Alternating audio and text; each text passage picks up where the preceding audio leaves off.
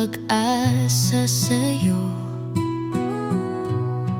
Hindi mo ako gusto, tanggap ko na yun, pero di ko mapigilan ang pagtingin ko sa'yo. Mahal, araw-araw kitang iniisip, di mawala sa aking isip. Sana lang mapansin